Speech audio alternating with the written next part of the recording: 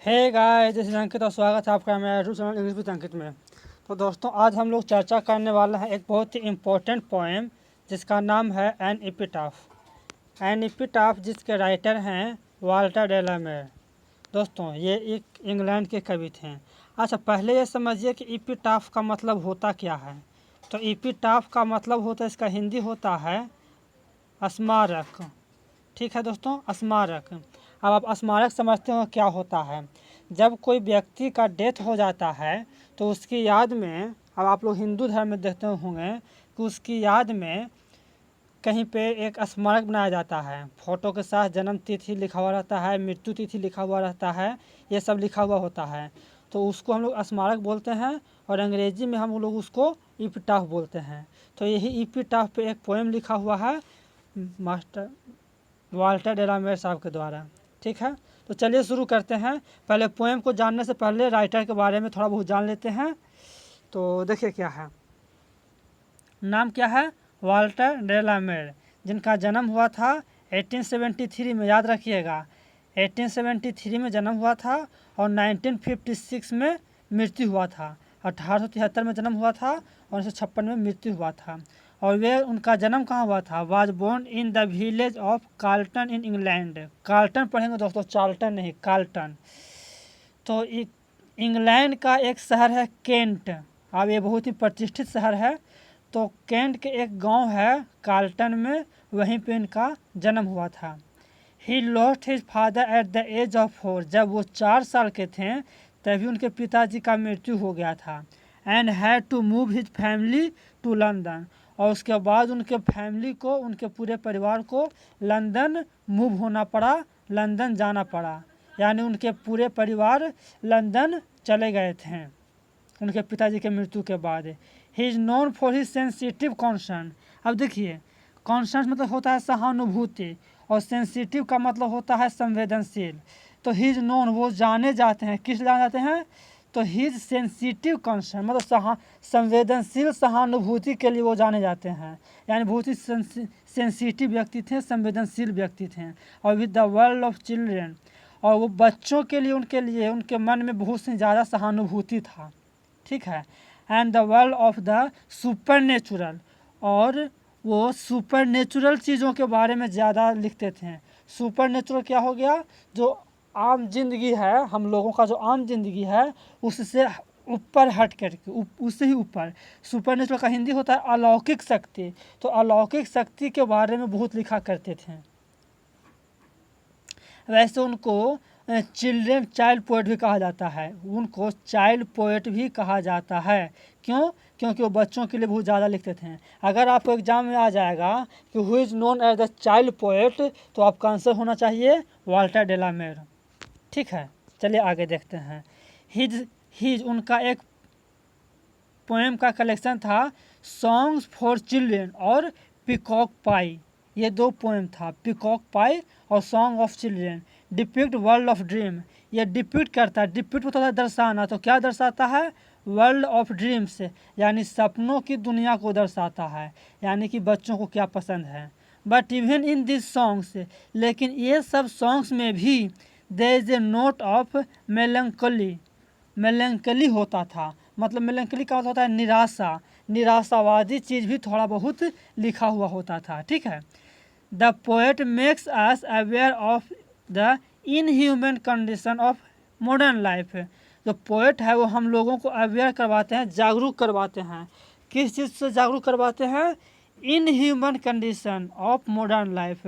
जो modern life है, वो जो आज का जो आधुनिक जीवन है, उसके इनह्यूमन कंडीशन को, इनह्यूमन मतलब क्रूरतापूर्ण स्थिति को दर्शाता है। और इस चीज़ को हम लोग से पोएट हम लोगों को अवेयर करवाते हैं, अवेयर करवाते हैं। He shows his genius by evincing fresh interest of old theme. देखिए, ही शोज हिज जीनियस, वो अपने प्रतिभा को दर्शाते हैं। कैसे? By evincing fresh interest in old theme, पुराने चीज़ों को, ओल्ड थीम पुराने चीज़ों में अपने फ्रेश इंटरेस्ट को, फ्रेश चीज़ों को इशारा करते हुए अपने प्रतिभा को दर्शाते हैं, यानी कि पुराने चीज़ों में वो अपनी प्रतिभा को झलकाते हैं, पुराने चीज़ों में बढ़िया बढ़िया चीज़ दिखाते हैं। चलिए यहाँ पे आप लोगों को लास्ट लाइन याद रखना है, बहुत ही इम्पोर्टेंट। क्वीन एलिजाबेथ सेकेंड, ये नाम मतलब याद रखिएगा, ऑनर्ड हिम, उनको सम्मानित किए थे। वहाँ के क्वीन थी जो थी क्वीन एलिजाबेथ सेकेंड, वो उनको सम्मानित की थी किस चीज़ से? With order of merit. याद रखना है कि कौन से पोएट को ऑर्डर ऑफ मेरिट, एक पुरस्कार होता है इंग्लैंड में ऑर्डर ऑफ मेरिट, तो ऑर्डर ऑफ मेरिट से वाल्टर डेलामिर साहब को सम्मानित किया गया था। कब? 1953 में, और 1956 में उनका मृत्यु हो गया था। इतना याद रखिएगा, ठीक है। तो ये था पोएट के बारे में। चलिए अब हम लोग शुरू करते हैं पोएम के बारे में। तो देखिए दोस्तों, पोएम में क्या कहते हैं कवि।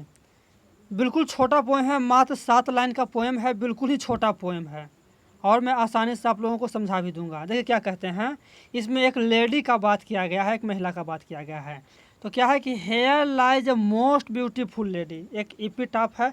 अब चूँकि देखिए क्रिश्चियन में क्या होता है, चूँकि एक क्रिश्चियन थे, तो क्रिश्चियन में जो डेड बॉडी को जलाया नहीं जाता है बल्कि उसको दफनाया जाता है, और जिस जगह पे दफनाया जाता है उसी जगह पे उसका स्मारक बनता है। तो ये चीज़ आप लोगों को जानकारी होना चाहिए।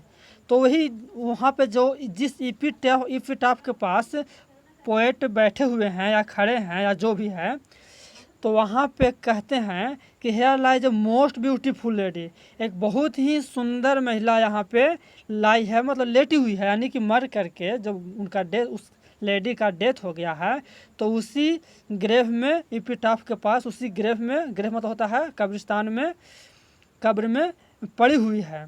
और lights of steep and hurt was she, और वो जो थी वो लेडी, वो लाइट ऑफ स्टीफ एंड हर्ट, मतलब उसको आदत था। यहाँ पे इसका मतलब है, देखिए आप लोग किताब के पीछे देखिएगा, इसमें दिया हुआ है लाइट ऑफ स्टीफ एंड हर्ट का मतलब had the habit of moving here and there, उसको इधर उधर बहुत घूमने का आदत था।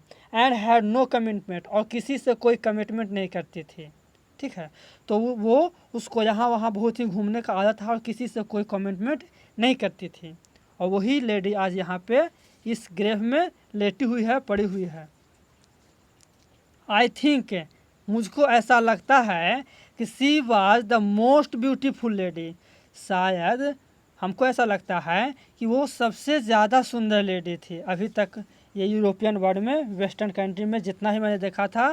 That ever was in the west country, हमारे जो वेस्ट कंट्री हो गया, यूरोप और अमेरिका, यहाँ तक की सबसे ज़्यादा सुंदर लेडी थी हमारे अनुसार से, ठीक है। ये कहते हैं वाल्टर डेलामिर साहब। बट लेकिन ब्यूटी वेनिसेज, जो ब्यूटी होता है, सुंदरता होता है, वो ख़त्म हो जाता है। किसी का सुंदरता हमेशा नहीं रहता है। ब्यूटी पासेज, ब्यूटी ओझल होता है, ख़त्म हो जाता है।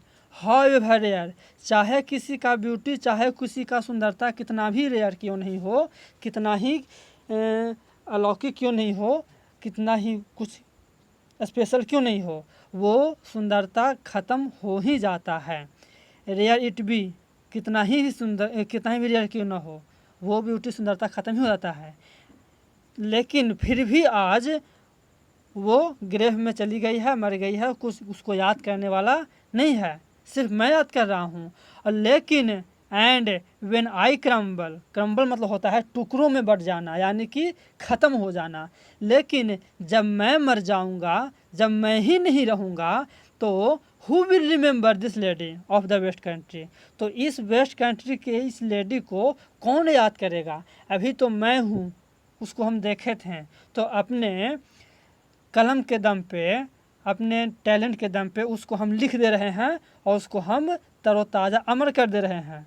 लेकिन जब मैं ही नहीं रहूँगा तो कौन याद करेगा। तो कुल मिला के कवि कहते हैं कि सुंदरता ख़त्म होने की चीज़ है, लेकिन बाकी आदमी में जो टैलेंट है वो टैलेंट कभी ख़त्म नहीं होता है। और वही राइटर जो हैं वो अपने टैलेंट के दम पे इसको यादगार बना रहे हैं, यादगार बनाने की कोशिश कर रहे हैं। तो दोस्तों ये बिल्कुल छोटा सा पोएम था आप लोगों के लिए, बिल्कुल आसान सा। आई होप कि आप लोगों को समझ में आ गया होगा। इस वीडियो को आप लोग 2 बार 3 बार देखिएगा और पूरा रट जाइएगा, याद कर लीजिएगा, ठीक है। तो मिलते हैं अगले वीडियो में। Thank you.